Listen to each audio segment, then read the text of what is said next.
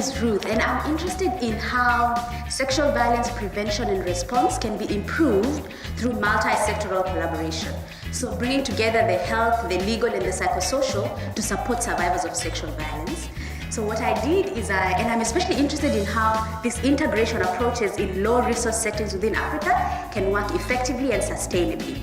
So I sought to understand how integration approaches in Kenya and South Africa compare in terms of fulfilling state obligations to prevent and respond to sexual violence against women. Why Kenya and South Africa? Because these are two countries that have similar legislative framework on sexual violence, and they're also leading the continent in integrating rape responses, bringing together health, legal, and psychosocial. So I spoke to survivors and service providers in 4 integration centers in Kenya and 4 in South Africa across rural, peri-urban, and urban settings. And I found interesting things. So South Africa's Tutuzela Care Center model is a best practice in integrating health, legal, and psychosocial. And this approach is transferable in similarly situated resource settings. However, there are important questions of orientation that came up. What do I mean? Depending on this network of governance, you will find your different stakeholders, NPA, Department of Health, Department of Social Development, etc., SAPS.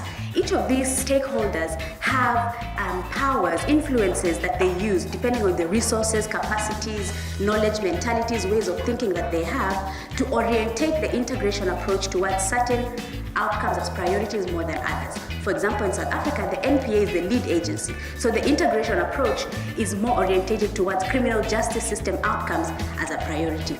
In Kenya, there's a lot of investment around comprehensive healthcare, including psychosocial support. So we see long-term healthcare, including support groups, as the orientation that is favored.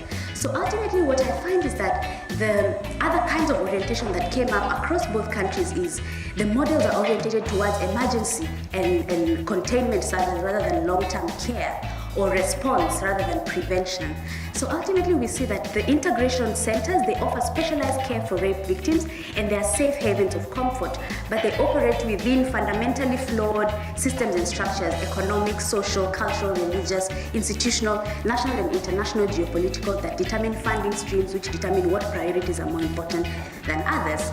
So what's the implication? There's a need for us to orientate integration approaches in a way that recenters the needs and the rights of victims as the priority, and not the different mandates of the different sectors that are involved, which often create tensions in the way that we integrate. So bringing the services under one roof, like the South Africa TCC approach does, is not necessarily the magic wand that solves the problem. There's complex tensions around all the different sectors that are involved, and we need to include the victims in the way we think about integration.